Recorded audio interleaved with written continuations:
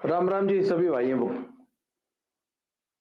अभी अभी मीडिया में एक अभी चिट्ठी पढ़ी, विनेश फोगाट ने प्रधानमंत्री जी को लिखी कि मैं अपने सारे अवार्ड्स में वो मेजर ध्यानचंद खेल रत्न अवार्ड और अर्जुन पुरस्कार लौटा रही हूँ। बोले अब मुझे बहुत दुख हो रहा है, साक्षी ने पहलवानी छोड़ दी, विनय बजरंग ने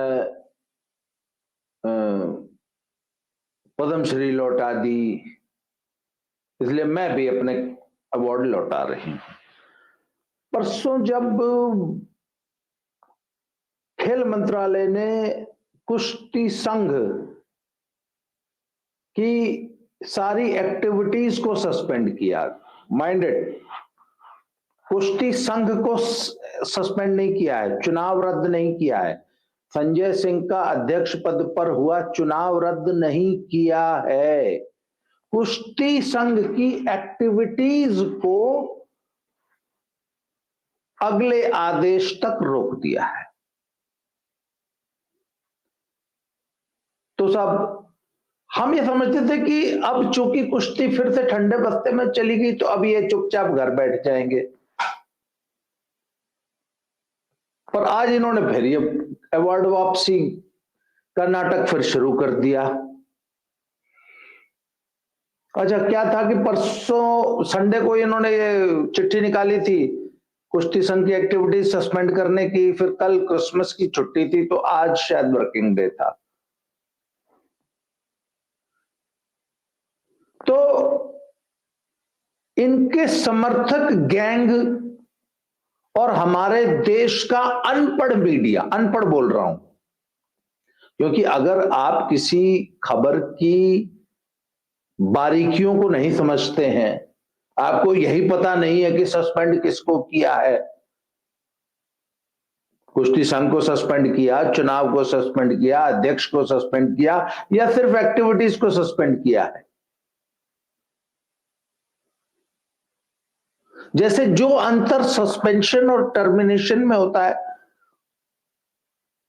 है ना, टर्मिनेट मतलब नौकरी से निकाल दिया, डिसमिस कर दिया, इसका मतलब आगे भी वापस आने की कोई संभावना नहीं है, खत्म नौकरी। सस्पेंशन मतलब सस्पेंड किया है, नौकरी बरकरार है, सब कुछ है, अगले आदेश तक या जब तक की कोई इंक्वायरी हो रही है या कोई प्रॉब्लम है तब तक के लिए सस्पेंड कर दिया, हेडक्वार्टर से अटैच कर दिया, आधी तनख्वाह मिलती रहेगी, पहले 6 महीने आधी तनख्वाह मिलेगी, उसके बाद फिर 75% मिलने लग जाएगी, बाद में जब बहाल हो जाएगा तो पूरी एरियर में मिल जाएगी। जो अंतर टर्मिनेशन और सस्पेंशन में होता है ना, वही हुआ है। कुश्ती संघ की एक्टिविटीज को मतलब सस्पेंड किया है, कुश्ती संघ को टर्मिनेट नहीं किया, चुनाव को नल एंड वॉइड घोषित नहीं किया है। तो सब इनके समर्थक ये और कुछ इनके आम कॉमन मैन जो इनके समर्थक हैं वो बड़ा जश्न मना रहे थे। तो जब मैं वीडियोस बनाता हूं तो मेरे कमेंट बॉक्स में भी आके बहुत सारे कमेंट्स करते हैं। तो एक भाई ने आज मुझे फोन कर लिया, तो बोला देखिए हमारी ताकत। मैंने कहा क्या ये ताकत भाई, ये कर दिया तुमने इशारा। बोले हमने कुश्ती संघ सस्पेंड करा दिया, फिर मैंने उसको ये सस्पेंशन और टर्मिनेशन का अंतर समझाया। बोले फिर भी हमारी ताकत देख ली। मैंने कहा तुमने बेरा है कि किया है। हाँ। एक तुम राह चलते जा रहे थे, सड़क पे एक बांस पड़ा था, वो बांस उठा के अपने पिछवाड़े में घाल लिया, ये किया है तुमने। इसको शुद्ध संस्कृत में स्वगुदा भंजन कहते हैं, अपनी डैश खुद मार लेना। जी हाँ। अरे भाई फेडरेशन बन गई थी, फेडरेशन ने आते ही सबसे पहला काम किया बच्चों की नेशनल दर्द। तुमने अपना आरआर शुरू करके एक्टिविटी टर्मिनेट करा दी फेडरेशन की। उससे सबसे पहला नजला किस चीज पे गिरा? अरे भाई तुमने ये नाटक नौटंकी, अवार्ड वापसी और सब ये रोना धोना, कुर्सी टेबल पे जूते धर के रिटायरमेंट लेके ये जो नाटक करे और दुनिया भर में तुम्हारे लिए सिंपथी आई और तुम्हारे समर्थक रोड पे आ गए। सरकार ने बोला अरे छोड़ बहन तू किन चक्करों में पड़ रहे हो, चलो जी सस्पेंड है, करो ऐश। सबसे पहला नजला किस पे गिरा भाई? जूनियर बच्चों पे, जिनकी वो नेशनल हो रही थी 28 तारीख तक, ये वो नेशनल को नहीं हुआ। नुकसान किसका होया? अच्छा, मोदी ने कौन सी मुल्तानी मारनी थी उस मैट पे, या मोदी के कौन से छोरे पहलवानी कर रहे हैं, या अमित शाह के, या ब्रजभूषण के, या वो जो अध्यक्ष बने हैं संजय सिंह, उसके कौन से छोरे ने मुल्तानी मारनी थी? उसका कौन सा छोरा उड़ वहां पे नंदिनी नगर में संजय सिंह का, या अनुराग ठाकुर का, या अमित शाह का, या मोदी का, या ब्रजभूषण का, कौन सा छोरा उड़ा नंदिनी नगर के मैट पे फर्स्ट आओ था? अरे भाई फर्स्ट सेकंड थर्ड तो थारे छोरे आओ थे। तुम तो कहते हो ना तुम घी खानी है हो, हम तो जर्दा उड़ा, हम यूपी वाले तो जर्दा खाते हैं, हम घी खाते हैं। तो उड़े उड़े मेडल भी तो घी खाने वालों के लिए आने थे। ये व्यंगना होगा, नेशनल नहीं हो रही। संजय सिंह का क्या क्या उखाड़ लिया तुमने? नेशनल नहीं हो रही, पिछले 1 साल तो नहीं हुई। ब्रजभूषण का क्या उखाड़ लिया भाई? बताइए जरा, पिछले 1 साल तो एक भी नेशनल नहीं हुई। एशियन गेम्स की अपनी परफॉर्मेंस देख लियो, वर्ल्ड चैंपियनशिप की अपनी परफॉर्मेंस देख लो, बाकी ओवरऑल रेसलिंग की परफॉर्मेंस देख लो, पिछले 2023 की, 2024 की देख लियो, 25 की देख लियो, 26 की देख लियो, 28 की देख लियो।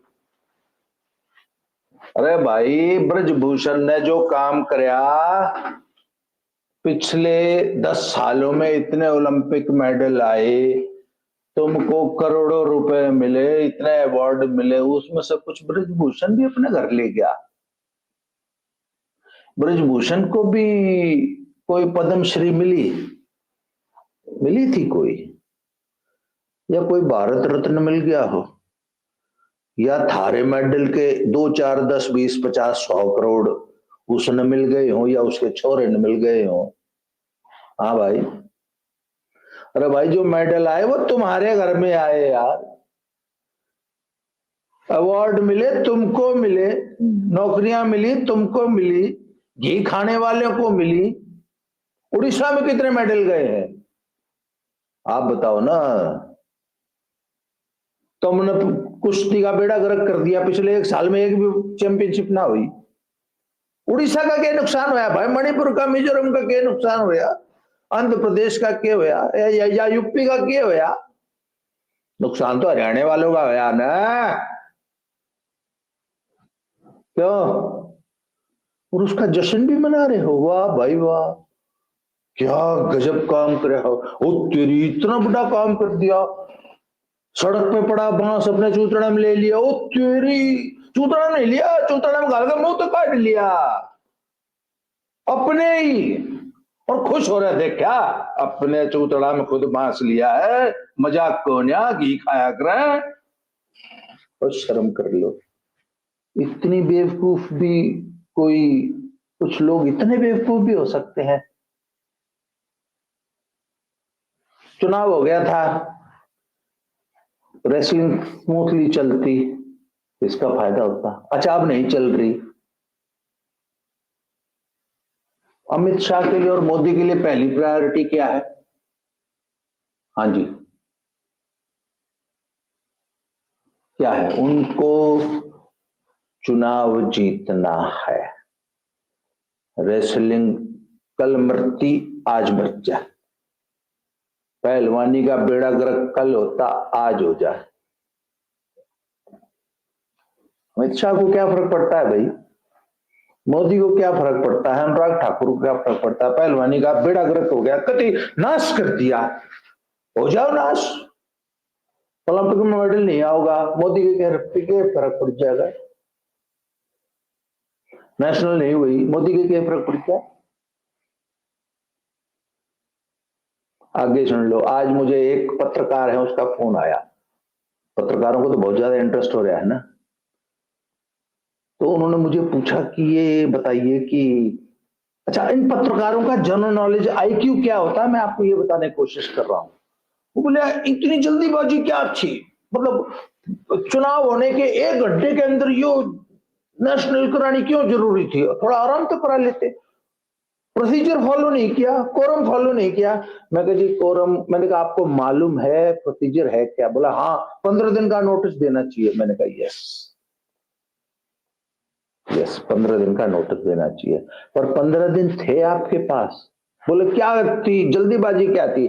मैं कहा जी कैलेंडर ईयर खत्म हो रहा था, इस 2023 के अंदर अगर सब जूनियर जूनियर हो जाती तो जूनियर बच्चों का 1 साल मर जाता। बोला वो क्या होता है 1 साल मर जाता का मतलब क्या होता है?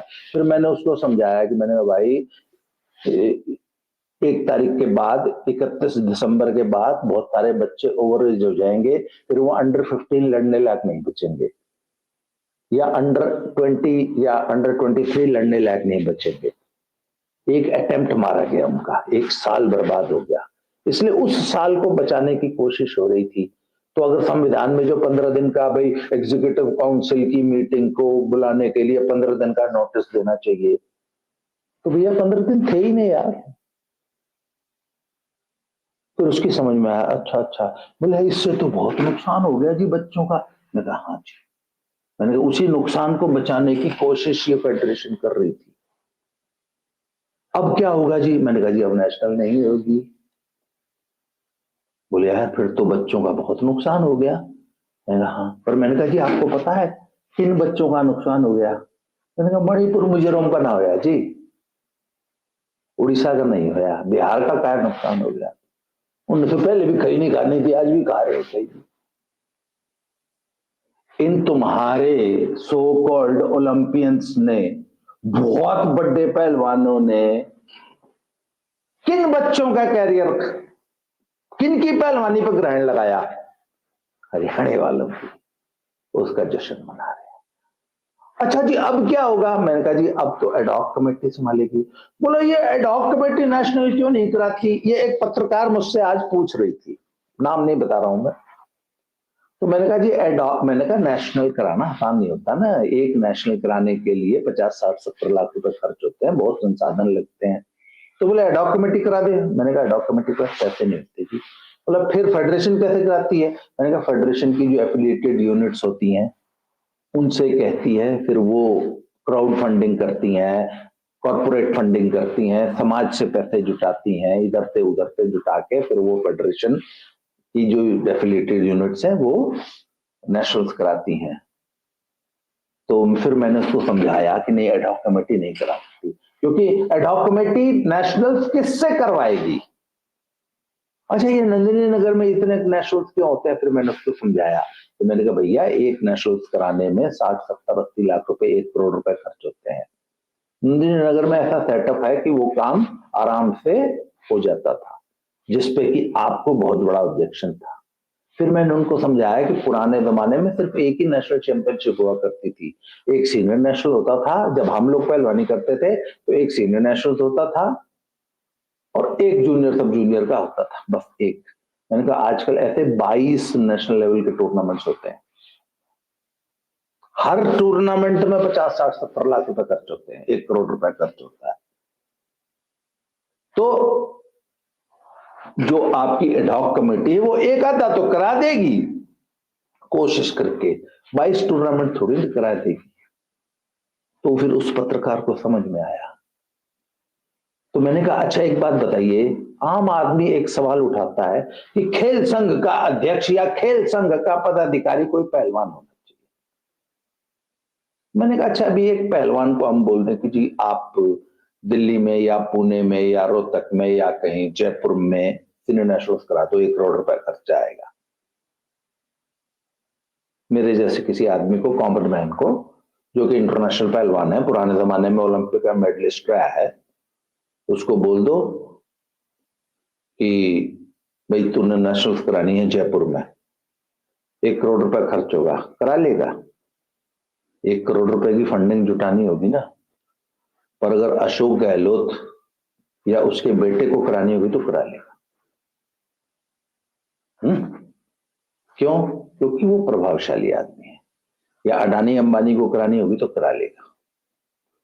तो ये जो लोग सवाल उठाते हैं ना कि कोई खिलाड़ी ही खेल संघ का अध्यक्ष होना चाहिए, अरे भैया खेल संघ के अध्यक्ष को वहां मुल्तानी नहीं मारनी मैट पे, उस पूरी स्पोर्ट्स का मैनेजमेंट करना है और उस पूरे मैनेजमेंट में साल में 100-200 करोड़ रुपए के बजट की व्यवस्था करनी पड़ती है।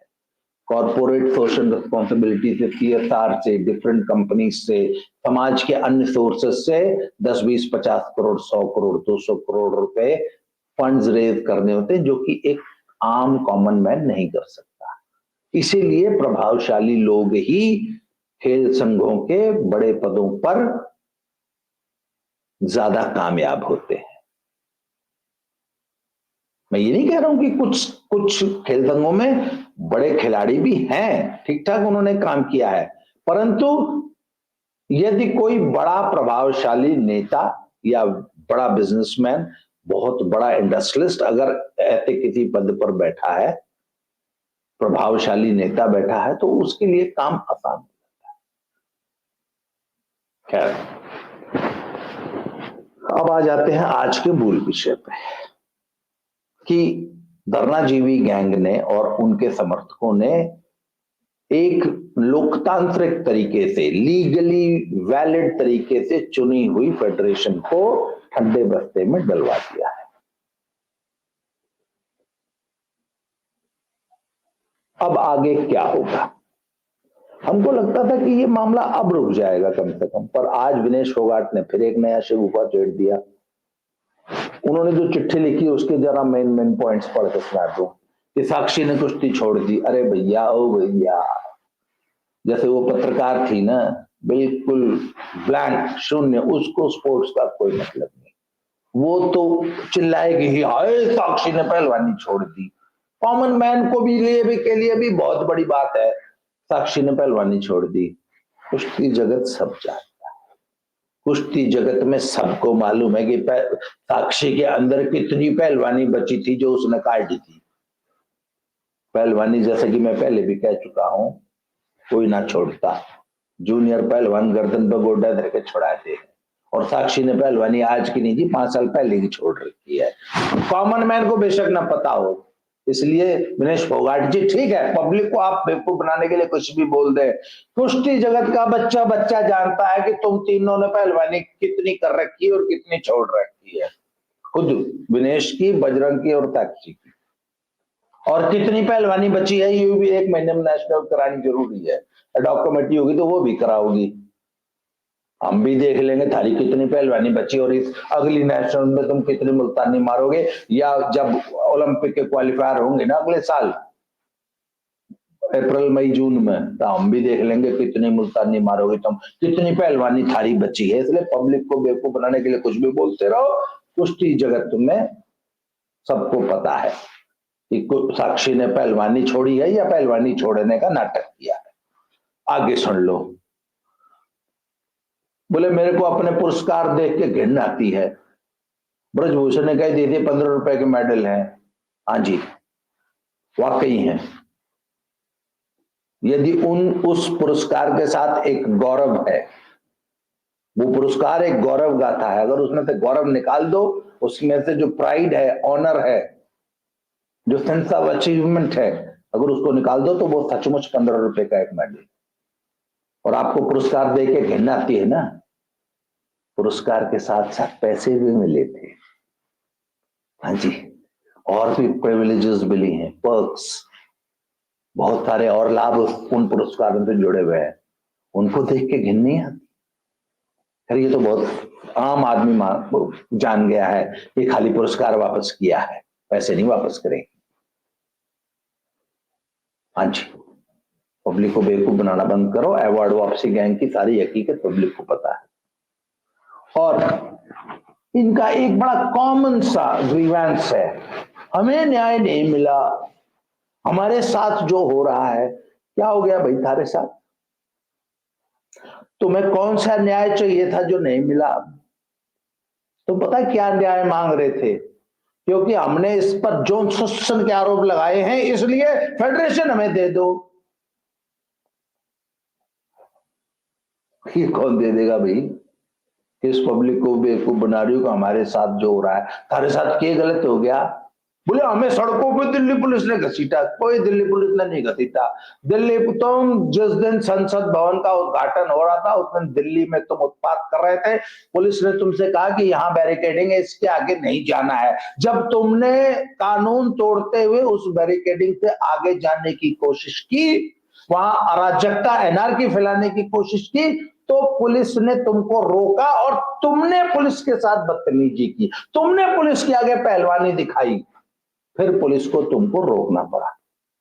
अदरवाइज जब तुम दिल्ली में 40 दिन तक जंतर मंतर पे धरने पे बैठे थे, किसी पुलिस वाले ने, किसी सरकार ने तुम्हारे साथ बदतमीजी नहीं की, किसी ने तुम्हारे साथ कोई बल प्रयोग नहीं किया। इसलिए पब्लिक को बेवकूफ बनाना बंद करो कि हमको दिल्ली की सड़कों पर घसीटा गया और हमारे साथ न्याय नहीं हुआ। कौन सा न्याय चाहिए भाई? जो तुमने आरोप लगाए थे उस पर एफआईआर दर्ज हुई, पूरी जांच हुई, चार्जशीट दाखिल हुई और अब मामला कोर्ट में है। और कौन सा न्याय चाहिए? बाकी चूंकि हमने यौन शोषण के आरोप लगा दिए हैं, इसलिए अब फेडरेशन हमको दे दो। तुम्हारी ये डिमांड पूरी नहीं हुई, यस, इसके लिए तुम ये सारा आर मचा रहे हो। आज एक कोई चंदगी राम अखाड़े के पुराने पहलवान जी हैं, काफी बुजुर्ग हैं, उनकी एक वीडियो अभी किसी ने मुझे भेजी थी। उन्होंने बहुत सही कहा है कि तुम्हारी हठ धर्मिता है कि क्योंकि तुमने मेडल जीत रखे हैं इसलिए फेडरेशन पे तुम्हारा ही हक है। तुमको फेडरेशन चाहिए, तुमको फेडरेशन की पावर चाहिए, और उस पावर को हासिल करने के लिए, फेडरेशन का पद, फेडरेशन पे कब्जा करने के लिए तुमने ब्रजभूषण पे झूठे आरोप लगाकर उसको डिस्क्रेडिट करके, बदनाम करके, उसको सामाजिक रूप से कमजोर करके फेडरेशन पे कब्जा करने का एक कुचक्र, एक षड्यंत्र रचा है, जो कि पूरा नहीं हुआ क्योंकि तुम चुनाव में हार गए। इसलिए अब आप तुम आरआर मचा रहे हो और तुम्हारे इस आरआर की वजह से जूनियर बच्चों का नुकसान हो रहा है। अच्छा सर, जैसा कि मैंने कहा, सरकार को कुश्ती से कोई मतलब नहीं है, सरकार को अपना चुनाव जीतना है। तुमने जब आरआर मचाया और घड़ियाली आंसू बहाए और टेबल पे जूते धर दिए, हाय ताक्षी रो पड़ी, हाय मारी बेटी रोवे, तुमने एक फालतू का इमोशन फैलाया।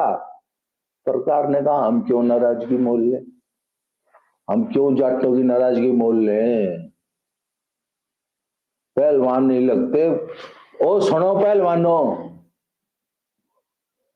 तुम्हारी औकात इस सरकार, इतने बड़े साम्राज्य के सामने चींटी दिखने की नहीं। सरकार ने वही किया, तुमने आरआर मचाया, सरकार ने कहा हटाओ ने, अरे चलो कुश्ती सस्पेंड। कुश्ती संघ सस्पेंड नहीं हुआ जी, संजय सिंह सस्पेंड नहीं हुआ, ब्रजभूषण सस्पेंड नहीं हुआ, कुश्ती सस्पेंड हुई है। वो जो हजारों लाखों बच्चे रोज सुबह 4 बजे उठ के पहलवानी करते थे ना, वो सस्पेंड हुए हैं 4 लाख बालक। अच्छा 11 महीने कुश्ती ठंडे बस्ते में लगी, बर्फ में लग रही थी, कि क्या फर्क पड़ गया सरकार के या डॉग कमेटी के? भूपेंद्र सिंह बाजवा के क्या फर्क पड़ा? एक भी नेशनल ना होया, वर्ल्ड चैंपियनशिप पे एक अंतिम का मेडल आया, बाकी कुछ ना आया। एशियन गेम्स में सारी परफॉर्मेंस देख लो, कुछ ना आई। अगले ओलंपिक में टट्टू नहीं आवा थारा, और वो तो क्वालिफाई नहीं हो, एक अंतिम हो रही है, वो नया बच्चा है, वो भगवान करे वो लिया हुआ, बाकी जो भी है थारी परफॉर्मेंस थारे सामने आ जाएगी। 1 साल थी ठंडे बस्ते में, ये फिर सस्पेंड कर दी। महीना दो, अच्छा आज तुमने फिर आरआर मचा दिया, फिर खेल रत्न वापस कर दिया विनेश ने, एक वो गूंगा पहलवान जी है उसने कर दिया, कल न 2-4 और कर देंगे, इरादा फैलेगा। बोले छोटे साल भर अब तक हमको लगता था कि महीना 2 महीना में फिर से चालू हो जाएगी, जी नहीं, लोकसभा चुनाव तक नहीं होगी। और अगर कहीं विधानसभा चुनाव हरियाणा के नहीं हुए लोकसभा के साथ, तो नवंबर तक सस्पेंड रहेगी, जब तक हरियाणा का चुनाव ना हो जाता। क्या नहीं, मतलब 2023 गया पहलवानों का, 2024 गया। विनेश का क्या उखड़ गया भाई, बजरंग का क्या उखड़ गया, साक्षी ये तो बूढ़े कपड़े हैं, इनने तो जो करनी थी कर ली। तो भाई कैरियर तो उन छोटे बच्चों का बर्बाद होगा, क्यों? यूट्यूब पे लोग कहते हैं कि यो जो है हरियाणा के खिलाफ बोल रहा है, ये तो पहलवानों का दुश्मन है। मैंने कहा भाई मैं इन धरना जीवियों के खिलाफ बोलता हूँ, हरियाणा के पहलवानों का मेरे से बड़ा शुभचिंतक कौन है हरियाणा का? ओ भाई वो ही बात है, ये जो पहलवानी की ऐसी कैसी हो रही है ना पिछले 1 साल तक, और तुम्हारे कारण से अगले 1 साल और होगी, इसमें किसी जर्दा खाने वाले का कोई नुकसान हो जाए, नुकसान तो घी खाने वाला लोग का है। मचाओ और आर मचाओ, और घरियाली आंसू बहाओ। सरकार को तुम्हारी पहलवानी से, तुम्हारे आंसुओं से और 1 लाख जूनियर बच्चों के कैरियर से कोई मतलब नहीं। तुम्हारा और मचाते रहो, 2024 नहीं 2025 तक सस्पेंड कर देंगे, अगले 10 साल तक रेसलिंग ने न्यू बर्फ में लगा देंगे। फिर कर लिया पहलवानी, फिर हम भी देख लेंगे क्या हासिल कर लिया तुमने। जरा मेरी बातों को ठंडे दिमाग से सोचना। और मैं जितने भी जूनियर पहलवान और जितने भी पहलवान इंडिया में कहीं भी पहलवानी कर रहे हैं, इन तीनों धरनाजीवी और इनके पूरे समर्थक गैंग का फोन नंबर निकालो, इनको फोन करो, इनको व्हाट्सएप मैसेज भेजो, इनके लिए वीडियो बनाओ, उसको फेसबुक, ट्विटर, इंस्टाग्राम, हर पूरे सोशल मीडिया पे डालो। अरे क्यों मारा बेड़ा गर्क कर रहे हो, क्यों मारा नाश कर रहे हो, ओ तीनों, क्यों हम जूनियर बच्चों की पहलवानी खा गए तुम।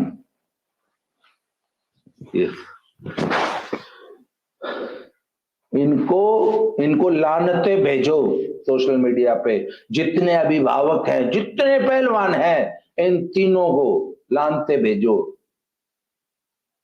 तब इनको शायद शर्म आए कि इन्होंने जूनियर बच्चों की पहलवानी का सत्यानाश कर दिया। आज लंबी वीडियो हो गई, पता नहीं चलिया टाइम का। हम तो जी न्यू विरोध करते रहेंगे, कोई कुछ कहता रहे, हम तो जी सच्ची बात बोल लेंगे। आपने अच्छी लगा बहुत बढ़िया, बुरी लगा और बढ़िया, सच्चाई कड़वी होती है, सुनने की आदत डालो। आज के लिए इतना ही, अगले वीडियो में फिर से मिलते हैं। Thank you very much.